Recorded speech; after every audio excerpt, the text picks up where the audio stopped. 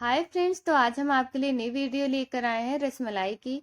इसे बनाने के लिए हमें बहुत ज़्यादा सामग्री की ज़रूरत नहीं पड़ेगी। एकदम बाजार जैसा ये बनकर तैयार होगा। सबसे अच्छी बात है कि ये ब्रेड से बनने वाली मिठाई है। तो आइए बिना देर किए हुए आप लोगों को बताते हैं मिठाई कैसे बनती है।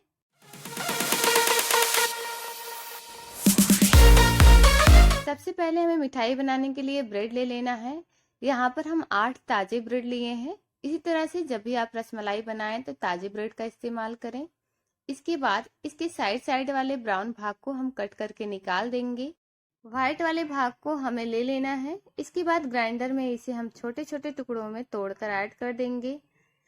साइड वाले भाग को इसलिए अलग कर देते हैं, देखने में अच्छा नहीं लगता है। अब इसे हम ग्राइंड कर देंगे। ग्राइंड करके इसको बिल्कुल बुरादे जैसा बना लेना है। यहाँ पर देख सकते हैं ग्राइंड हो चुका है। इसे हम एक बाउल में ट्रांसफर कर लेंगे। यहाँ पर देख सकते हैं ये परफेक्ट रूप से बिल्कुल बुरादे जैसा बन गया है। अब चलते हैं और भी सामग्री तैयार कर लेते हैं। यहाँ पर हमने 7 दाने काजू के लिए हैं। इसे अब छोटे से ग्राइंडर में हमें इसे ले लेना है। एक ब्रेड हम ऐड करेंगे, उसके भी ब्राउन वाले पार्ट को अलग कर देंगे।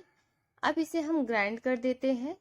ग्राइंड कर लेने के बाद देख सकते हैं ये भी बिल्कुल बुरादे जैसा बन गया है।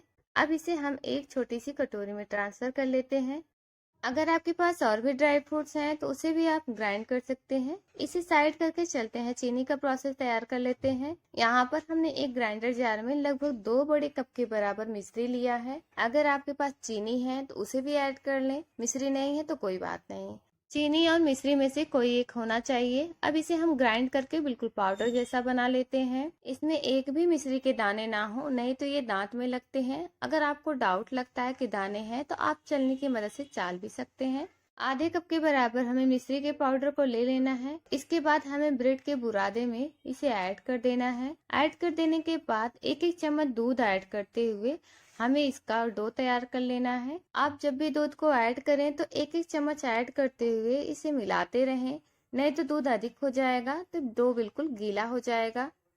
इसका डो बनाने के लिए लगभग 4 या 5 चम्मच के बराबर दूध की आवश्यकता पड़ती है। इस प्रोसेस में आप बिल्कुल भी ना घबराएं, ये बहुत अच्छे से बाइंड हो जाता है। अगर ये बाइंड नहीं होता है तो एक टुकड़ा हमें पनीर का ले लेना है। यहाँ पर हम छोटा टुकड़ा लिए हैं। पनीर के टुकड़े को ऐड करने के बाद बहुत अच्छी तरह से ये बाइंड हो जाता है। कोशिश करें कि दूध को ही ऐड करके डो बनाएं। पनीर ऐड करने से मलाई थोड़ी सख्त हो जाती है, इसलिए हम बहुत ज्यादा छोटे टुकड़े का इस्तेमाल करेंगे। यहाँ पर हमें झटपट बनाना है, इसलिए हम पनीर को ऐड कर रहे हैं। अगर आप थोड़े टाइम दे सकें तो पनीर को ना ऐड करें। अब इसका डो देख सकते हैं अच्छी तरह से बनकर तैयार हो गया है। अब इसे तोड़कर छोटी छोटी इसकी गोलियां हमें बना लेनी है।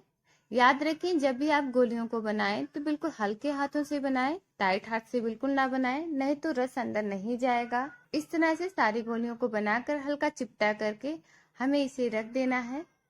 इसके बाद इन गोलियों के बीच में हमें थोड़ा सा प्रेस कर देना है। प्रेस करने के बाद इसमें हमें थोड़े थोड़े ड्राई फ्रूट्स ऐड कर देने हैं। जो हमने काजू और ब्रेड का बुरादा बनाया था उसे हम ऐड कर देंगे।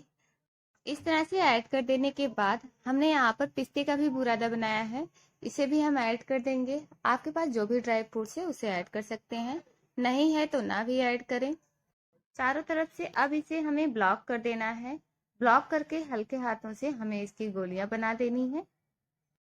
अब इसे हम साइड कर देते हैं। इसके बाद एक कटोरी में हमें कस्टर्ड पाउडर ले लेना है। लगभग 2 चम्मच के बराबर हम कस्टर्ड पाउडर लेंगे। थोड़ा सा उसमें हमें दूध ऐड कर देना है। इसके बाद इसको मिलाकर हमें अच्छी तरह से इसका घोल बना देना है। हमें कभी भी कस्टर्ड पाउडर को डायरेक्ट दूध में नहीं ऐड करना चाहिए, नहीं तो उसमें गांठें बन जाती हैं। अब इसे साइड करते हैं, चलते हैं कढ़ाई की तरफ। यहाँ पर हमने कढ़ाई में 1 पाव के बराबर दूध लिया है।